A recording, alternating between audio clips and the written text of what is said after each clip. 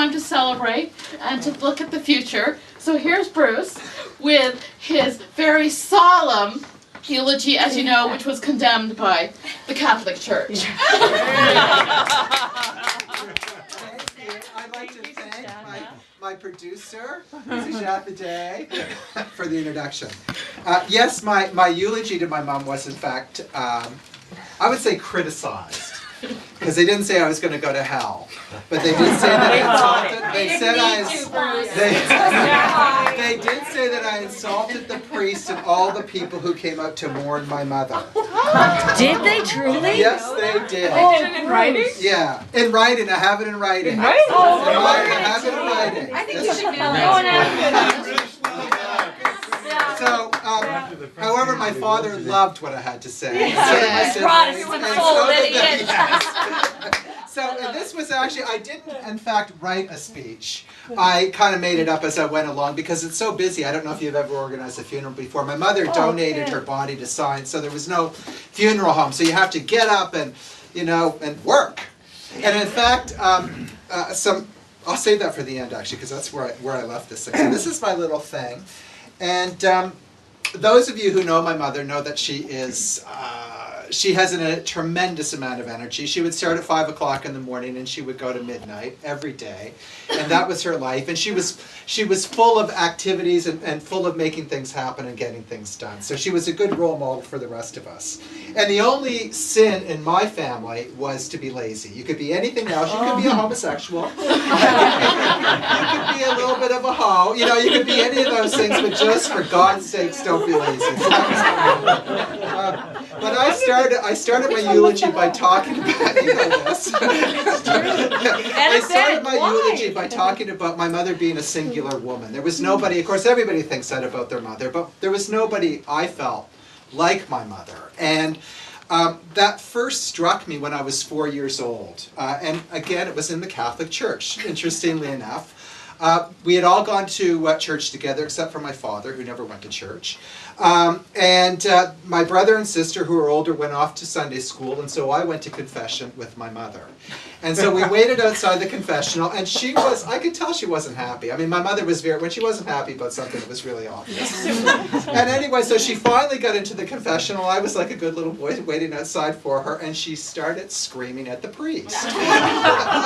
She was really, really pissed off at him. Why? My mother was a public health nurse, so she dealt with real life issues, but the priest from the pulpit said that women should submit to their husbands. And my mother, who was a public health nurse, of course, had seen many occasions where too many women had submitted to their husbands and they ended up in hospital. And so she had to tell that to the priest, that she wasn't going to listen to anything like that from the pulpit. And when I told my father the day before that this was one of the stories I was thinking about telling, he said, "Oh, well, that's nothing. Your mother yelled at priests from one end of Cape Breton Island to the other because I was a Protestant and they refused to marry us." And so that's where I started out, and people really enjoyed that. I said, "But my mother was in fact a very early feminist. In 1964. She was one of the first of her friends on the pill. Yes. And a hush went through the family. I remember. Big scandal. And my sister Naomi was the only one that was planned. And she needed to stay on the pill forever because my mother and my father had a lifelong love affair. And but my mother also believed that a woman, in order for her to be independent and to control her own life, she needed to work, and my mother was the only one of all my friends. Your mother worked. Yes. But very few mothers worked at that time. Yeah, and my mother was one of them. And she didn't work because necessarily they needed the money. She worked because she needed the independence. So if she wanted to take off from my father, she had the independence to do that. And that's what she always said. She also believed very strongly in a woman's right to control her own body and a woman's right to choose. So she was extremely pro-life, as was her mother, our grandmother. Yeah. And so this was something the priest didn't appreciate that. I could see it from the back of the church.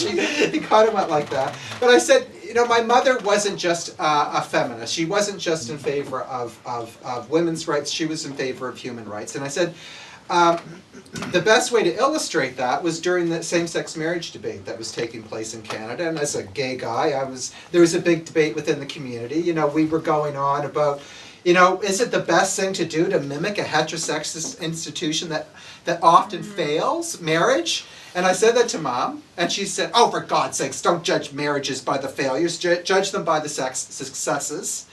And that the Charter guarantees equality, so embrace it. And so my mother, in fact, was the one to convince me to support same-sex marriage. So that was Mom. I mean, she was constantly doing things like that. Now where do I go from here? I spoke about my mother, despite her conflicts with the Catholic Church, continued to be a faithful, devout Catholic. And I said we actually just opened up the tax receipt and we knew very well that she was supporting them big time with her money. That ends. No more money from our family. But her involvement in the church was the thing which really inspired her involvement in politics. So my mother was actually very politically active within the Liberal Party of Canada and of Nova Scotia, and the church was filled with politicians actually. But she really believed that the church was not about the Pope and the priests. She thought it was about the people. And so her political activism was very much about what she believed in and bringing that to conventions and so on, and standing up and making her voice heard. So she really believed in the democratic process, that we ourselves could actually have an impact on public policy. And she certainly put an awful lot of her time into making that a reality. And then I stopped, and I remember this because I didn't know where I was going to go from there, and I picked up from the morning of Mom's death. So my sister Naomi and I went for a walk after we got up. Mom died at 3 in the morning. We probably went to bed at 5, and we were up at 7 because there was a lot of work to do. And so we get up in the morning, and we decide that we're going to go for a walk. And so we're walking down the street, and Naomi says, you know, if I could only see a red cardinal, the bird, a red cardinal, that would be a signal to me that all was all right with Mom. And, you know, I said, well, Naomi, you know, it's March. It's Nova Scotia. Have you ever seen a red cardinal in Nova Scotia? I never have. My grandmother says that when she sees a red cardinal, she'll die happy. And I said, please, no red cardinals. There's no red cardinals in Nova Scotia. Anyway, so as soon as these words are out of my mouth, we see a woman on her front step, and she's like struggling to get in the door with the key. The key's not working. And anyway, she turns around and she gives us the most beautiful smile. So we both turn to her and smile back. And on the mailbox next to her was painted a red cardinal. So, I mean, it was just like, Mom, everything's okay with you. And that's really where I left it, talking about my mother. But she was a real great lady, and you know, we love her. And so it's nice that you guys all came here. Because she loved me. So I made it at 50. Who would have thunk it? I'm really happy about that. So thanks so much for coming.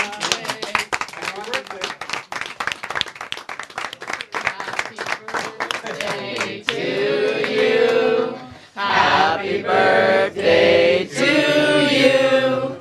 Happy birthday, dear Bruce. Happy birthday to you. All gonna blow together. Where's your candles?